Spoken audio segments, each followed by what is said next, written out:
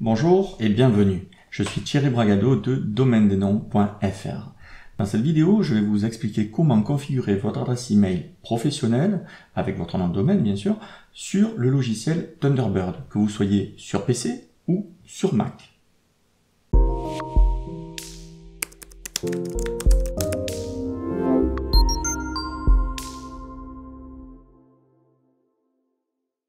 Nous voilà donc dans votre espace client, ici sur la droite, et sur la gauche, nous avons le logiciel Thunderbird qui est déjà ouvert. Vous avez la petite icône qui est ici, voilà. Donc, allez, on va créer le compte. Donc, pour créer un compte, on va aller dans créer un nouveau compte, courrier électronique. Si jamais vous n'êtes pas sur cette fenêtre et que vous avez d'autres comptes, il faut faire fichier, nouveau compte et créer un compte existant. Donc on va aller ici. Là, vous mettez le nom que vous voulez, soit votre nom, prénom, soit votre prénom, soit le nom de votre société. Donc, je vais mettre Thierry. Hop. L'adresse email. Thierry@tutorial.org. Et le mot de passe. Vous pouvez le retrouver dans votre espace client, c'est pour ça que je vous ai dit. Donc pour là, vous allez sélectionner le nom de domaine concerné. Vous avez plusieurs solutions, soit vous prenez, vous descendez et vous avez ici messagerie, compte mail.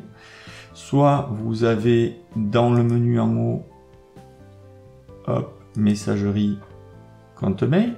Et si vous avez par exemple la fenêtre qui est ouverte en grand, donc qui va être comme ça, ben vous l'avez ici le menu messagerie, compte mail. D'accord? Alors on clique dessus, on va réviser et le mot de passe on le retrouve ici. Donc Thierry 002M.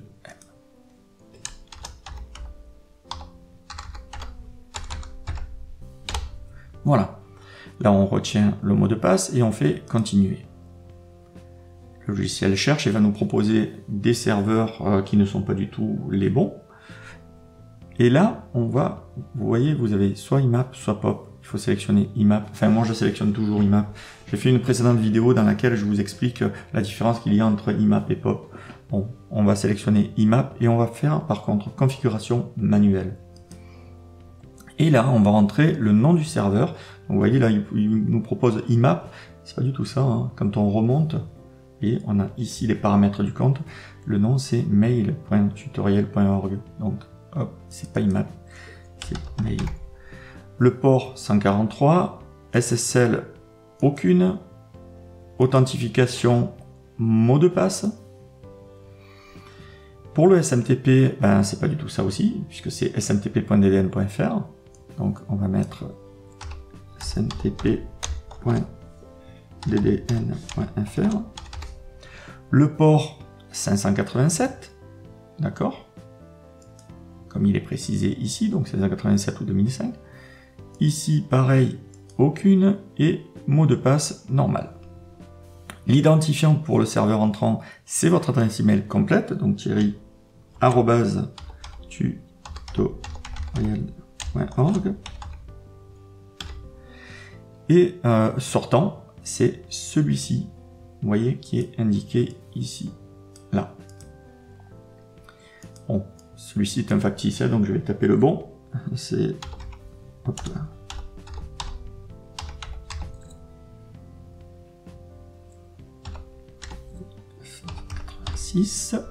Et voilà. Et on fait terminer. Là, vous avez une petite fenêtre qui vous dit que, attention, etc. On comprend les risques et on fait terminer. Et voilà, votre boîte mail est créée. Vous la retrouvez ici. Vous voyez tous vos mails qui sont là. Hop. Mais ce n'est pas terminé. Il va falloir créer maintenant, finaliser le serveur SMTP parce que vous avez vu qu'on a entré le nom d'utilisateur, mais on n'a pas entré le mot de passe. Donc pour ce faire, ben, on va aller ici, par exemple, et on va faire répondre, d'accord? Et là, bon, on envoie comme ça, hein, c'est juste pour tester, pour qu'il puisse nous proposer cette petite boîte de dialogue, voilà, pour saisir le mot de passe de SMTP. Donc on va le saisir. Donc le mot de passe se trouve ici, hein, pour vous. Donc là, hop là, d'accord. Et c'est pas du tout celui-là, comme je vous ai dit tout à l'heure.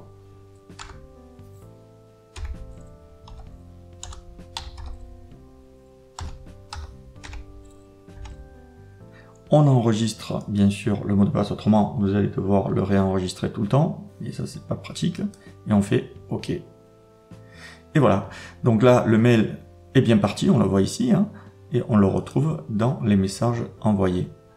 Voilà, il est là. Donc voilà, on a fini de configurer le logiciel Thunderbird avec votre adresse mail professionnelle. Il faut dire que ce logiciel, moi je l'affectionne particulièrement puisque c'est celui que j'utilise. Il est très très bien et l'avantage qu'il a, c'est qu'il est aussi bien sur Mac, sur PC, et avec ça, ça permet de garder la même image que vous soyez sur PC ou sur Mac. C'est très simple, c'est très facile et il s'exporte très très simplement.